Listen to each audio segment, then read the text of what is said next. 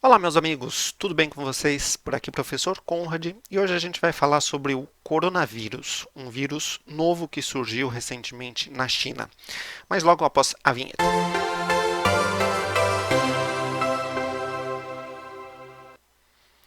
Basicamente, eu vou fazer aqui com vocês um estudo estatístico com os dados que a gente tem até o presente momento. Eu estou gravando esse vídeo às praticamente 19 horas do dia 26 de janeiro de 2020. Então a gente vai fazer uma análise, eu já vou compartilhar aqui minha tela com vocês. E esse vírus ele é conhecido como, tecnicamente falando, como 2019-N-CoV. E a gente vai fazer aqui algumas análises estatísticas e algumas previsões do que pode vir a ocorrer em relação ao número de infectados. Bom, esse estudo aqui é um estudo estatístico, baseado em modelos estatísticos que eu vou apresentar para vocês, com base também nos números que a gente tem, os números oficiais que a gente tem até o momento. Antes disso, eu quero fazer uma breve introdução sobre o que é o coronavírus. É uma família de vírus que é conhecida desde 1960 e basicamente causa infecções respiratórias em seres humanos e animais. Essas doenças respiratórias vão de leve a moderada e são muito parecidas, os sintomas, né, são muito parecidos com as de um resfriado comum. Alguns casos famosos, conhecidos aí do passado de coronavírus, envolve o SARS, que foi em 2002, e o MERS, que ocorreu em 2012. Basicamente, em termos de sintomas, a gente tem febre, tosse, dificuldade para respirar e falta de ar. Nos casos mais graves, há registros de pneumonias, insuficiências renais, síndromes respiratórias agudas e graves. O tratamento é feito com base nos sintomas de cada paciente, ou seja, não há um remédio específico e por enquanto também não existe nenhum tipo de vacina para esse novo coronavírus. A transmissão de pessoa para pessoa já foi comprovada por um cientista chinês neste último dia 20 de janeiro. Basicamente, o que eles estão analisando agora é de onde que ele surgiu, se foi em algum animal. Há uma suspeita de que o vírus tenha se alojado em uma cobra inicialmente, mas tem outras suspeitas. E o que eles precisam entender é como que esse vírus se reproduz e como que ocorre a transmissão. Há também desconfianças de que esse vírus possa sofrer algum tipo de mutação, se tornando muito mais agressivo do que o vírus atual. O ministro da Comissão Nacional de Saúde da China disse, justamente hoje, dia 26, que esse novo coronavírus pode se espalhar antes mesmo do aparecimento de sintomas. E é isso que causa uma certa preocupação. Até o momento, ele já matou 56 pessoas no país. É, o ministro também confirmou na coletiva que a capacidade de transmissão desse coronavírus está se fortalecendo e reforçou as ações de contenção, que até agora incluem restrições de transportes e viagens e o cancelamento de grandes eventos. Ele também disse que o período de incubação pode variar de 1 a 14 dias, ou seja, você pode estar com esse vírus, ficar com ele por 14 dias sem apresentar nenhum tipo de sintomas. E o grande problema é justamente esse. Durante esse período de incubação, você é capaz de transmitir esse vírus, ou seja, você não tem nenhum sintoma, nada que se assemelhe a uma gripe, um resfriado, você tem esse vírus, ele está simplesmente incubado e você está respirando, tossindo, espirrando, as pessoas passam por você, pegam esse vírus, são contaminadas e assim começa a surgir esse ciclo crescente da contaminação pelo coronavírus. Em relação à evolução dos casos, a gente tem aqui uma tabela segundo datas e horários. São horários locais lá da China. Basicamente, eles estão fazendo uma análise estatística a cada 12 horas, à meia-noite e ao meio-dia. Há alguns dias eu percebi que eles têm aí uma pequena defasagem, pode ocorrer um pouco mais cedo, um pouco mais tarde, às vezes 11 horas, às vezes 10 horas, mas eu estou fazendo aqui uma aproximação sempre para meia-noite e meio-dia para facilitar a análise e o entendimento dos dados. Basicamente, o que eles informam para a gente são os casos confirmados das doenças, o número de suspeitos, casos suspeitos que ainda estão passando por análises em laboratório para verificar se de fato se trata de um coronavírus.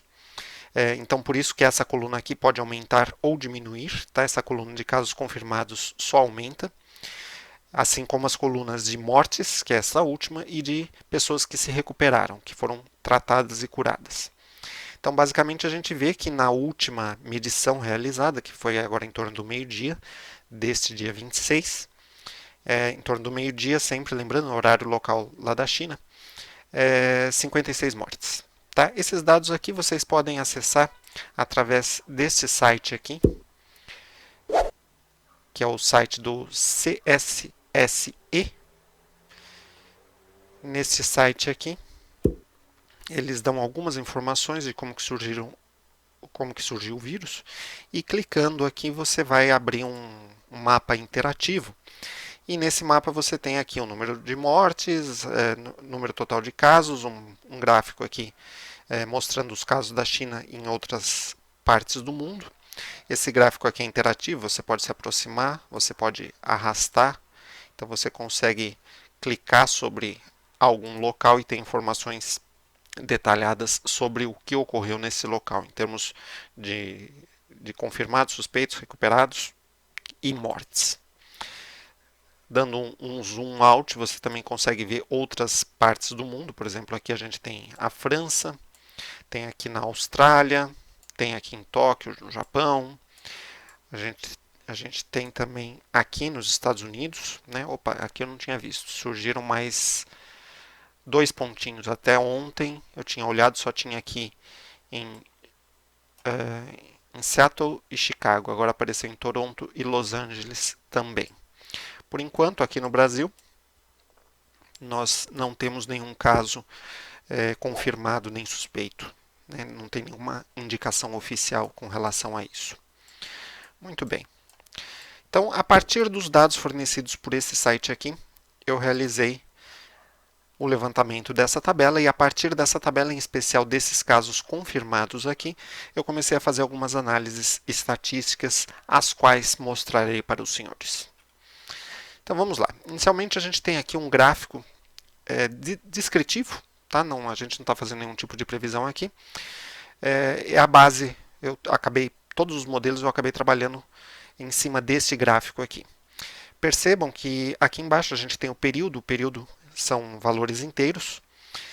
No caso aqui a gente tem alguns valores que não existem, por conta que no site não houve medição nesse período, quer dizer, eles fazem de 12 em 12 horas, mas às vezes falha. Então, por isso que a gente não tem o número 3 aqui, por isso que a gente não tem o número 9 aqui. Tá? Muito bem. Então, a gente percebe o seguinte, uma coisa interessante. Esse gráfico aqui, você percebe que ele dá uma esticada e depois aumenta menos. Dá uma esticada, depois aumenta menos. Dá uma esticada, aumenta menos. Dá uma esticada, aumenta menos. Então, eu acredito que na próxima medição a gente vai ter uma outra esticada aqui. Tá? Esse comportamento talvez em razão dos horários. Né? No caso, você tem, por exemplo, durante o período do dia, tem mais pessoas acordadas, talvez a forma de captação dessas informações aumente, que a pessoa vai para o hospital e aí acaba sendo diagnosticada. Enquanto que no período noturno, muitas pessoas estão em casa, estão dormindo e acabam não procurando serviço, e, portanto, essas pessoas não são contabilizadas, creio eu. Muito bem. Esses modelos estatísticos que a gente vai ver aqui, inclusive aqui no fundo, vocês podem ver essa imagem aqui, que é a imagem de um coronavírus. Esses modelos estatísticos aqui, basicamente, são 3 que eu vou apresentar para vocês. Eu vou tirar aqui minha câmera, porque senão eu vou ficar na frente dos dados. Então, basicamente, eu vou mostrar aqui 3 tipos de modelo. O modelo clássico, o modelo linear, que eu estou chamando aqui, que é o modelo de regressão linear. É um modelo clássico que se estuda na estatística, o ajuste de uma reta para um conjunto de dados.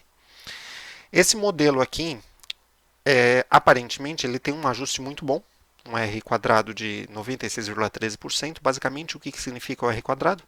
Ele indica para a gente a qualidade do ajuste, a qualidade de um modelo. Quanto maior o R quadrado, melhor é o modelo. Se a gente está ajustando um modelo para uma reta, basicamente, se você tiver aqui um R quadrado exatamente igual a 1, isso significa que os nossos dados, que seriam estas bolinhas aqui, que são os dados reais daquela tabela que eu mostrei para vocês, basicamente indica que estas bolinhas, elas estariam aqui, ó, exatamente em cima da reta, tá? Então você teria todos os dados coincidindo com uma reta. Então você teria um modelo perfeito, um ajuste perfeito. Por isso o modelo teria um R quadrado igual a 1. É muito difícil em situações reais, situações práticas, da gente obter um R ao quadrado igual a 1. Tá? Então, no caso aqui, a gente tem 96,13%. Este é o modelo utilizado, é um modelo com melhor ajuste linear. E aqui, então, a gente tem os períodos, né, com as datas. Aqui, no eixo vertical, a gente tem o número de pessoas infectadas. Então, veja que esse modelo aqui, ele dá um ajuste razoável. Os dados eles estão girando aqui em torno dessa reta. Muito bem. Um segundo modelo foi um modelo que aí eu poderia ter trabalhado com um x ao quadrado, um modelo do segundo grau, mas eu optei por trabalhar com um x ao cubo, que ao longo do tempo, o modelo x ao cubo tem se mostrado um modelo muito bom, com um ajuste muito bom. Um ajuste aqui de 98,52%. Então veja que em relação ao modelo anterior, né, aqui a gente tem umas diferenças grandes, né, que seria basicamente a distância entre o ponto e essa reta, né, vamos dizer assim, esses buracos que a gente tem aqui. Nesse modelo, os buracos eles são um pouco menores, dá uma suavizada, quer dizer, a curva, o ajuste, que é essa linha pontilhada, se aproxima um pouco melhor desses valores, dos valores reais que são esses pontinhos. Então, este aqui é o modelo, aqui a gente tem o nosso ajuste, e aqui eu tenho um modelo exponencial, um ajuste um pouco inferior. Então, vamos só recapitular. O R quadrado 96,13, 98,52, 98,52 e 96,60. Um pouco melhor que o modelo linear, um pouco pior que o modelo polinomial. Aqui está o modelo, e a gente vê também que aqui tem um bom ajuste. Porém, eu tenho algumas considerações a fazer. Em relação ao modelo linear, embora o ajuste do linear esteja muito próximo do ajuste exponencial, eu entendo isso, esse fenômeno, como sendo um fenômeno que está ocorrendo porque a gente está no início da curva. Tá? Então, basicamente, seria o seguinte, eu vou tentar explicar aqui para vocês um esquema. Então, imagina a seguinte situação. A gente tem aqui um eixo x, um eixo y, né? Os eixo x horizontal, eixo y vertical, e a gente tem os nossos pontos aqui. Imagine que estes pontos que a gente tem aqui fossem, e imagine também que esta linha ajustada aqui, tá, essa curva, essa linha pontilhada, fosse basicamente esta linha aqui. Ó. Opa, espera um pouquinho. Vou pegar aqui. Fosse esta linha aqui. Ó. Ok? Então, basicamente, que todo esse pedaço do gráfico que a gente está vendo, imagina que fosse isso daqui. Imagina que esse gráfico agora, vamos pegar esta informação até este ponto. Vamos imaginar que este gráfico agora faça alguma coisa nesse sentido aqui. Ó. Ele começa um crescimento um pouco mais exponencial. Então, veja que o ajuste que a gente tem, tanto para o modelo linear quanto para o modelo exponencial, exatamente, para o modelo exponencial, ele estaria aqui. Ou seja, a nossa linha azul, ela, pelo fato de estar no começo do gráfico, ela está aqui, ó. Ela está muito próxima do ajuste que a gente está fazendo. Porém, num longo prazo, o que deve ocorrer num longo prazo? Num longo prazo, se a gente trabalhar com um modelo de uma reta, por exemplo, um modelo linear, você vai verificar que esse modelo, em relação ao modelo exponencial, ou até mesmo a um modelo polinomial, ele vai dar uns buracos. Então você vai ter um buraco aqui muito grande e você vai ter aqui, ó, você vai ter uma diferença muito grande. Então eu entendo que a gente está justamente aqui, ó, a gente está no começo do gráfico. Então o modelo linear, o modelo exponencial, tudo está se ajustando muito bem. Num longo prazo, eu acredito que o modelo linear ele vai começar a falhar. O que significa começar a falhar? Significa que este ajuste aqui para o modelo linear ele vai diminuir. Ou seja, você vai passar a ter aí um r quadrado para o linear muito menor, enquanto que para o modelo exponencial ou até mesmo para esse modelo polinomial de grau 3, você vai ter um ajuste um pouco melhor. Muito bem. Em termos de projeções, o que a gente pode falar em termos de projeções? Então, antes de eu falar em termos de projeções, deixa eu falar uma coisa que é importante. É lógico que quando a gente trata de estatística, né, o estatístico ele não é pago para achar. Ele é pago para analisar os dados. E quem acha alguma coisa são os números, baseado justamente no erro, na previsão do erro cometida naquelas análises que você está fazendo, aquelas análises para o futuro que você está fazendo. Então, como eu já expliquei, eu acredito que o modelo linear, num prazo um pouco maior, ele não vai ter um bom comportamento. Porém, é muito cedo porque a epidemia está no começo, a gente tem ainda um conjunto de dados muito pequeno.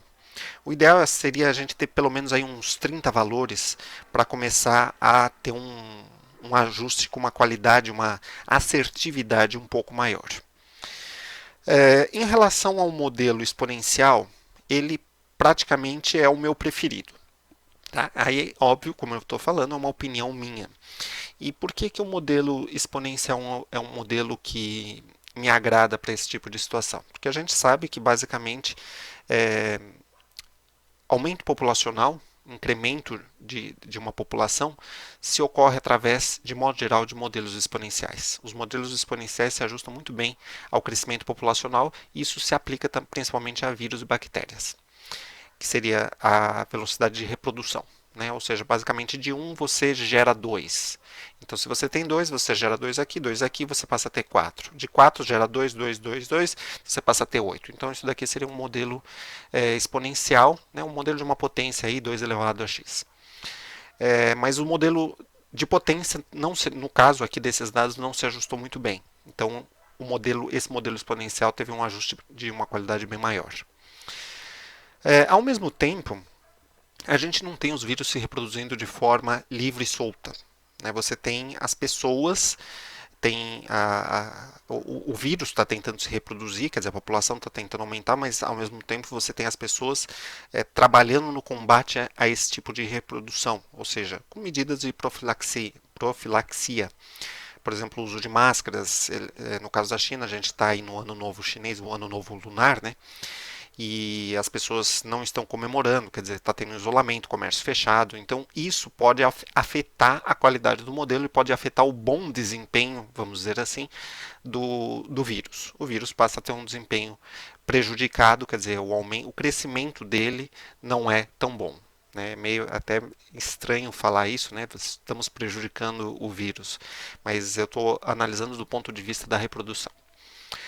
Bom, ao mesmo tempo, o modelo que eu falei, o modelo polinomial de grau 3, ele tem apresentado um R quadrado bastante elevado para cada período analisado. Né? Eu vim fazendo esse estudo há alguns dias, então a cada dado novo que surgia, eu lançava na planilha e fazia um reajuste do modelo, né, otimizando para os dados mais recentes. E sempre o modelo do x ao cubo, o modelo polinomial, tem se mostrado melhor que os outros modelos. Porém, ao mesmo tempo, esse modelo, do modelo polinomial, ele vai apresentar, se a gente não fizer esse ajuste do modelo, tá? Supondo o modelo que eu vou mostrar hoje para vocês, ele vai apresentar uma queda, quer dizer, ele está tendo um crescimento muito rápido, e em certo momento ele vai fazer a curva e vai começar a cair, quer dizer, ele vai dar uma estabilizada e vai começar a cair. Pode ser que isso ocorra? Pode. Pelo modelo, sim, é possível. Mas assim, com base nos conhecimentos que a gente tem de epidemias, o que se acredita?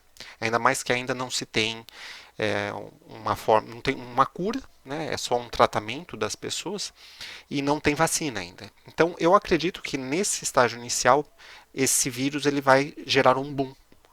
Vai chegar um momento que ele vai crescer violentamente.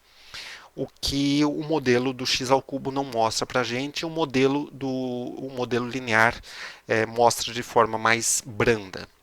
Nesse momento, os três modelos estão indo bem, estão caminhando bem.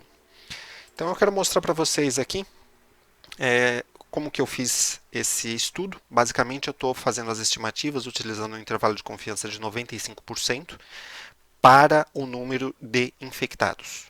Tá? Eu não estou trabalhando aqui com o número de mortes, nem número de recuperações. Eu estou trabalhando com o número de pessoas infectadas. Então, para um modelo linear, o que a gente tem até o momento, usando esse modelo que eu apresentei agora há pouco para vocês, então esses pontinhos verdes aqui são os valores reais. Veja que para esse modelo os valores reais estão coincidindo, né? Eles estão caindo dentro do intervalo. E tudo que está dentro dessa linha, desse retângulo pontilhado aqui, são dados que ainda a gente não tem, são previsões. Por isso que, inclusive, aqui os dados eles estão se comportando como uma reta, tá? Que justamente é o nosso modelo linear. Então, basicamente, que eu estou apresentando aqui para vocês os intervalos de confiança para duas datas próximas, que seria amanhã e depois de amanhã, e depois para o dia 30, que é uma data um pouco mais afastada. Pode ser que nesta data o modelo já esteja totalmente defasado. Então, até o momento, a gente tem só 1, 2, 3, 4, 5, 6, 7, 8 dados. Muito difícil a gente fazer qualquer tipo de previsão com apenas 8 valores. A partir de 30 a gente começa a se aproximar até por uma distribuição normal dos valores e as coisas começam a andar de modo geral um pouco melhor. Então, aqui, basicamente, o que a gente tem é que dia 27 do 1 é esse dado número 13 aqui, tá? É o período gráfico 13. O dia 28, então deixa eu até mostrar aqui para vocês. Então, dia 13, basicamente a gente teria esse intervalo de confiança. Dia 28 do 1, basicamente a gente teria este aqui. E dia 30 seria o 19, que seria este aqui. Tá? Então, se vocês pegarem aqui os valores nessa escala, vocês conseguem chegar nesses valores aqui, conseguem perceber que esses valores apresentados aqui se aproximam dessa escala. Esses valores foram calculados estatisticamente através do modelo de construção de intervalo de confiança. Então, basicamente, a gente espera que até dia 30, através deste modelo, a gente tem aí em torno de 3.300 a 3.700 pessoas infectadas. Passando agora para o modelo exponencial, o modelo exponencial ele realmente é um modelo bruto, vamos dizer assim. É um modelo que chega a um certo momento, ele está vindo aqui, né, aqui no começo ele está vindo parecendo até uma reta, né, se você pode até traçar um pouquinho mais para cá, ó, você vai ver que você consegue aproximar por uma reta, mas chega um certo momento que simplesmente as coisas, vamos dizer assim, desandam e esse negócio começa a crescer violentamente lá para cima. Isso que é um modelo exponencial.